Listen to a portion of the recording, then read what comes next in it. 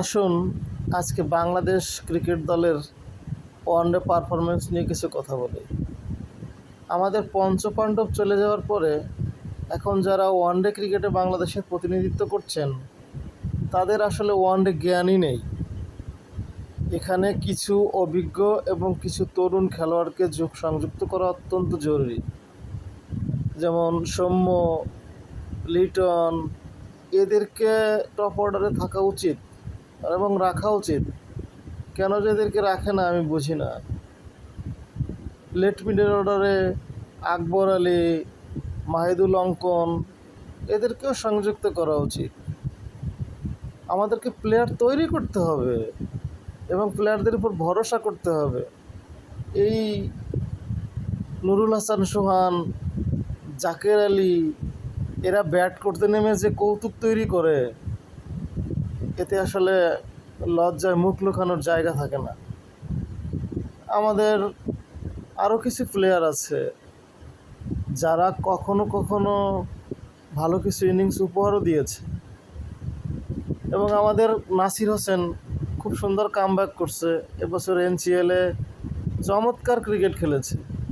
সাব্বির রহমান, তাকেও ফিরিয়ে আনা উচিত এবং পাশাপাশি আমি বলবো সাইফুদ্দিন এবং মৃত্যুঞ্জয় চৌধুরী, এই দুইটা পেস বোলিং অলরাউন্ডারকে দলে সংযুক্ত করা উচিত এবং সাথে আমাদের যদি তানজিম সাকিব থাকে তাহলে দলটা বেশ ভারসাম্যপূর্ণ হবে। কিছু অযথা আজগুবি প্লেয়ার দলে ঢোকানো হয়, এরা কি খেলে, কি বোঝে, কোথার থেকে খেলা শিখে আসে বুঝি না।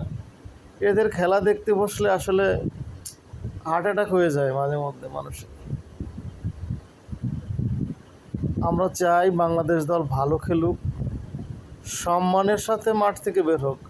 হ্যাঁ, খেলায় হার জিত আছে, কিন্তু আফগানিস্তানের সাথে 3টা ওয়ানডেতে যে খেলা আমরা দেখলাম, আসলে আমরা এই খেলা দেখতে চাই না।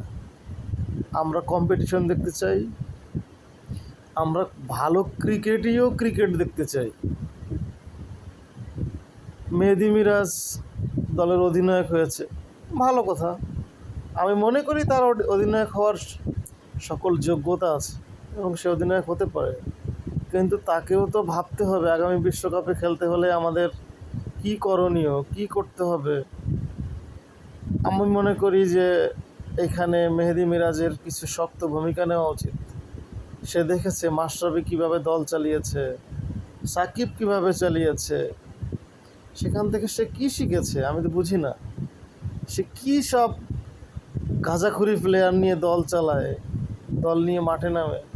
এই নাইম শেখ, এটা কোনো প্লেয়ার?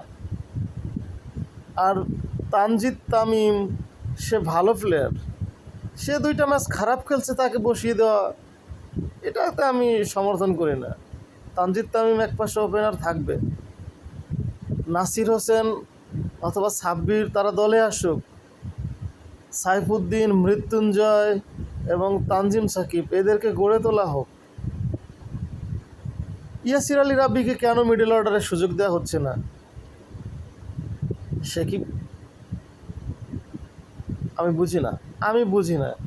ইয়াসির আলী রাব্বিকে অতি জরুরি, মাহিদুল ইসলাম অঙ্কন, আকবর আলী এদেরকে দলে আনা উচিত। বিসিবি, আপনারা যদি আমার কথা শোনেন এবং ক্রিকেট বোঝেন, শুধু নিজেদের চেয়ার গদি নিয়ে দৌড়াদৌড়ি না করে প্লেয়ার তৈরি করেন।